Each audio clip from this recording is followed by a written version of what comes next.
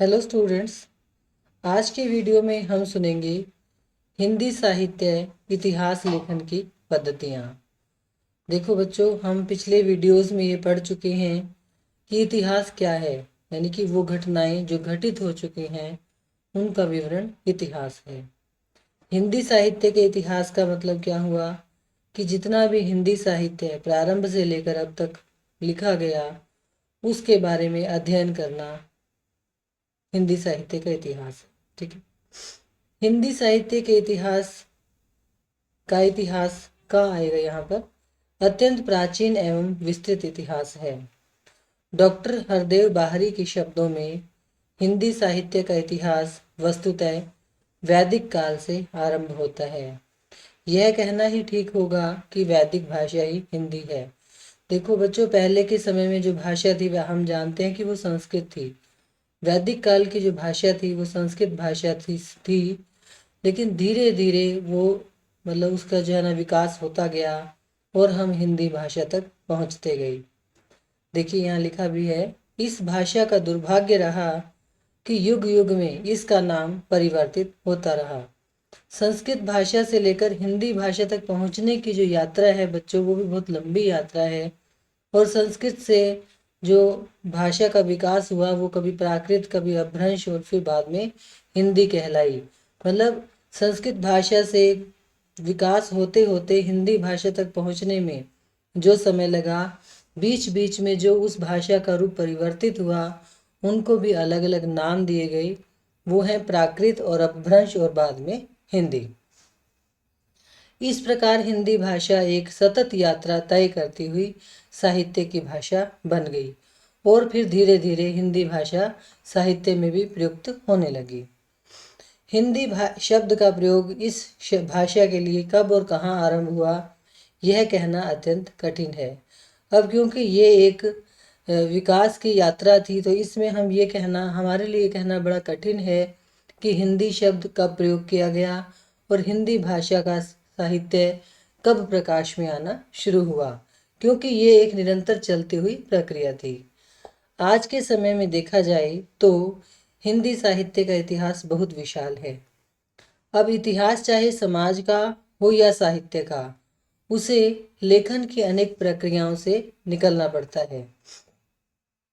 कोई भी इतिहास लेखक पहले ऐतिहासिक तथ्यों का आकलन करता है, फिर तत्कालीन युग के मूल्यांकन को करते हुए साहित्य का इतिहास लिखता है।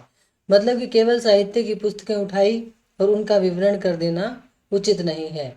जब कोई व्यक्ति साहित्य का इतिहास लिखने लगता है तो वह उस समय के, जैसे कि मान लीजिए 1050 से 1375 तक का समय हम कहते हैं कि आदिकाल का समय। तो आदिकाल के समय के साहित्य का इतिहास लिखने के लिए जो इतिहास लेखक है, साहित्य इतिहास लेखक है, उसने क्या किया कि आदिकाल का वो जो समय था, वो जो टाइम पीरियड था, उसके सारे इतिहास को जाना, वहाँ की सामाजिक परिस्थितियों को जाना, वहाँ की राजनीतिक अवस्थाओं को जाना, वहाँ का जो भी माहौल था, रहन सहन था, खाना पीना था, उत्सव त्योहार थे, परंपराएं थी, जीवन शैली थी, उन सब का अध्ययन किया और फिर जो साहित्य था उसका अध्ययन किया और फिर उन सारों का आकलन करके, विश्लेषण करके फिर उसने हिंदी साहित्य का इतिहास यानी आदिकाल वाला इतिहास लिखा। तो कहा जा सकता है कि साहित्य इतिहास लेखन एक शोध प्रक्रिया के समान है, यानी कि इतना आसान नहीं है उसको लिखना। पूरे एक रिसर्च वर्क यानी कि शोध प्रक्रिया है वो, जिसमें सामग्री का संकलन, वर्गीकरण और विश्लेषण किया जाता है। इन सब कार्यों को करने के लिए विभिन्न प्रक्रियाओं का सहारा लिया जाता है, जिससे कि साहित्य इतिहास लेखन में प्रामाणिकता बनी रहे, यानी कि जो भी साहित्य इतिहास लिखा जाए वो प्रामाणिक रहे, मतलब उसमें सत्यता बनी रहे, रिलायबिलिटी बनी रहे। इसलिए बहुत सारी जो प्रोसेस है उसमें करने पड़ते हैं। साहित्य इतिहास लेखन के लिए शिलालेखों, अभिलेख, पत्र पत्रिकाओं आदि से सामग्री ली जाती है। इसके साथ ही शोध ग्रंथ, सूची, साहित्य कोश आदि का भी सहारा लिया जाता है, यानी कि उस समय के जो पुस्तकालय हैं वहाँ पर जो भी चीज़ें जो शोध ग्रंथ मिलते हैं, जो भी पत्र पत्रिकाएं मिलती हैं, उन सब का अध्ययन करके ही इतिहास लिखा जाता है। विभिन्न प्रामाणिक इतिहास ग्रंथों से तत्कालीन परिस्थितियों की जानकारी प्राप्त होती है।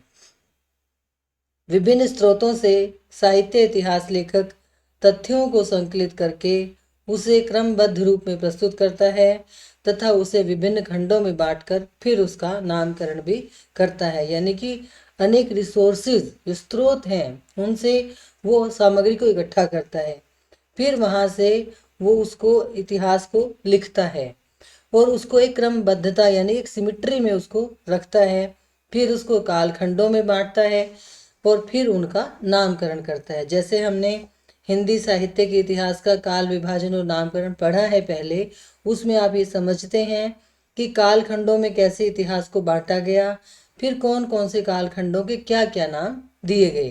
तो इस प्रकार से हिंदी मतलब जो साहित्य का इतिहास लेखन है वो एक जटिल प्रक्रिया है। आचार्य रामचंद्र शुक्ल के शब्दों में हम कह सकते हैं कि प्रत्येक देश का साहित्य वहाँ की जनता की चित्तवृत्तियों का संचित प्रतिबिंब होता है।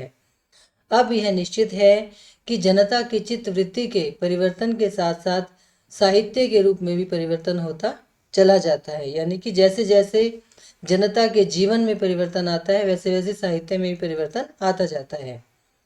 आदि से अंत तक इन्हीं चित्तवृत्तियों की परंपरा को परखते हुए साहित्य परंपरा के साथ उनका सामंजस्य दिखाना ही साहित्य का इतिहास कहलाता है। यानी कि जैसे जैसे वो परिस्थितियां बदलती हैं वैसे वैसे ही साहित्य भी बदलता जाता है और उनका तालमेल बिठाकर साहित्य का इतिहास लिखा जाता है, ऐसा रामचंद्र शुक्ल जी कहते हैं। अब हम बात करते हैं पद्धतियों की।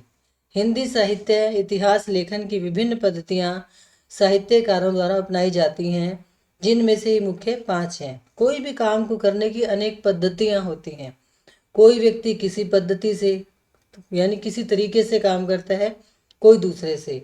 तो साहित्य इतिहास के लिए जो मुख्य रूप से जो 5 पद्धतियां प्रचलित हैं वो ये हैं: वर्णानुक्रम पद्धति, कालानुक्रम पद्धति, विधेयवादी पद्धति, वैज्ञानिक पद्धति और समाजशास्त्रीय पद्धति। वर्णानुक्रम पद्धति में क्या है? वर्ण अनुक्रम यानी कि वर्ण के क्रम के अनुसार। वर्ण आप समझते हैं अल्फाबेट, है ना, जैसे ABCD होती है इंग्लिश में, जैसे हम डिक्शनरी देखते हैं, है ना, शब्दकोश देखते हैं।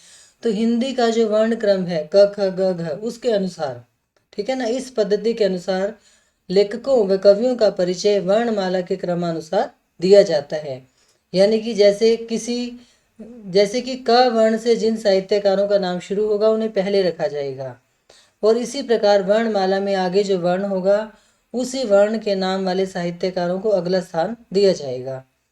गासा द तांसी तथा शिव सिंह सेंगर ने अपने इतिहास ग्रंथों में इसी पद्धति का प्रयोग किया है। तो वहाँ पर अल्फाबेटिकल ऑर्डर में नामों को रखा जाता है, लेकिन बच्चों ये पद्धति ज़्यादा विकसित नहीं है, क्योंकि देखिए यह मैंने उदाहरण भी दिया है कि इसके अनुसार तो कबीरदास और केशवदास एक ही श्रेणी में आ जाते हैं, जबकि कबीरदास संत काव्यधारा के कवि हैं और केशवदास रीतिकाल के। इस प्रकार यह पद्धति सर्वथा अनुपयोगी सिद्ध होती है। मतलब कि अगर हम वर्ण क्रम में अल्फाबेटिकल ऑर्डर में कवियों के नाम लिखते हैं, लेखकों का विवरण लिखते हैं, तो उसमें क्या होता है कि शुरू के मतलब क वर्ण से ही मान लीजिए बहुत सारे नाम ऐसे होंगे जो आदिकाल में होंगे, फिर भक्ति काल में होंगे, फिर रीति काल में होंगे, फिर आधुनिक काल में होंगे। तो इस प्रकार से क्या होगा कि पूरे के पूरा जो हिंदी साहित्य है उसके क वर्ण के नाम शुरू होने वाले जो लेखक हैं वो एक ही जगह पर आ जाएंगे और वहाँ पर फिर इतिहास लेखन या उसका अध्ययन करना बड़ा ही कठिन हो जाएगा। इसलिए ये पद्धति ज़्यादा उपयोग में नहीं लाई जाती। कालानुक्रमी पद्धति, इसमें लेखकों का वर्गीकरण ऐतिहासिक तिथि के अनुसार किया जाता है। जॉर्ज ग्रियर्सन तथा मिश्र बंधुओं ने इस पद्धति का प्रयोग किया है। इस पद्धति का मुख्य दोष यह है कि इसमें कवियों या लेखकों की साहित्यिक प्रवृत्तियों को महत्व नहीं दिया जाता, यानी कि केवल समय पर, काल पर ही ध्यान दिया जाता है। किसी साहित्यकार ने किस प्रकार की रचना लिखी, उसमें क्या विशेषताएं थी, उसकी ओर ज़्यादा ध्यान नहीं दिया जाता। इसलिए ये पद्धति ज़्यादा उपयोग में नहीं आती। फिर है विधेयवादी। हिप्पोली एडोल्फ टेन, ये इस पद्धति को देने वाले हैं, ने इस पद्धति का प्रयोग सर्वप्रथम किया। टेन ने यह माना कि कोई भी साहित्य समाज से ही जन्म लेता है। किसी भी साहित्य को समझने के लिए हमें तत्कालीन वातावरण को समझना होगा। किसी भी साहित्य के इतिहास लेखन के लिए उस समय की जातीय परंपराओं, राजनैतिक व सामाजिक वातावरण आदि का विवेचन किया जाना चाहिए। ये बात देखो हम बार बार पढ़ते भी हैं, समझते भी हैं कि जब भी साहित्य लिखा जाता है तो तत्कालीन समाज की परंपराओं का, रीति रिवाजों का, राजनीतिक और सामाजिक वातावरण का ध्यान रखा जाता है और उसका विवेचन किया जाता है। यह पद्धति साहित्य इतिहास लेखन में सबसे अधिक प्रयुक्त होती है। आचार्य रामचंद्र शुक्ल ने भी अपने इतिहास ग्रंथ में इस पद्धति का ही प्रयोग किया है। वैज्ञानिक पद्धति, इस पद्धति में इतिहासकार निरपेक्ष रहकर ऐतिहासिक तथ्यों का संकलन करता है तथा उसे व्यवस्थित रूप प्रदान करता है। यह पद्धति तर्क पर आधारित होती है। इसमें क्रमबद्धता पाई जाती है। यह पद्धति जहाँ समाज और साहित्य के संबंधों की व्याख्या करती है, वहीं इतिहास और साहित्य के संबंधों को भी व्याख्यायित करती है। तो यानी कि यहाँ पर जो ऐतिहासिक प्रमाण मिलते हैं उनके अनुसार ही रचना, जो साहित्यकारों का विवरण है वो किया जाता है। तो इतिहास और साहित्य में संबंध बिठाकर तर्क के आधार पर यहाँ पर जो इतिहास है वो लिखा जाता है। डॉक्टर गणपति चंद्र गुप्त ने इस पद्धति का प्रयोग अपनी पुस्तक हिंदी साहित्य का वैज्ञानिक इतिहास में किया है। समाज शास्त्रीय पद्धति, यह पद्धति मार्क्सवादी द्वंद्वात्मक भौतिकवाद पर आधारित है। इस पद्धति के अंतर्गत जनहित को ध्यान में रखकर लेखकों और कवियों का मूल्यांकन किया जाता है। इस पद्धति में साहित्य में मौजूद सामाजिक तत्वों का आकलन किया जाता है। यह पद्धति साहित्य और समाज के अन्योन्याश्रित संबंध का अध्ययन करती है, यानी कि वो साहित्य जो समाज के पक्ष की बात करता है, समाज के लोगों के जनहित की बात करता है, उसके आधार पर लेखकों का अध्ययन किया जाता है इस पद्धति में। इनके अतिरिक्त साहित्य इतिहास लेखन की कुछ आधुनिक पद्धतियां भी प्रचलित हैं, जैसे रूपवादी पद्धति, संरचनावादी पद्धति, उत्तर संरचनावादी पद्धति, उत्तर आधुनिकतावादी पद्धति आदि। परंतु ये पद्धतियां साहित्य इतिहास लेखन में बहुत उपयोगी सिद्ध नहीं हुई हैं। तो ये था बच्चों प्रश्न, हिंदी साहित्य इतिहास लेखन की पद्धतियां। धन्यवाद।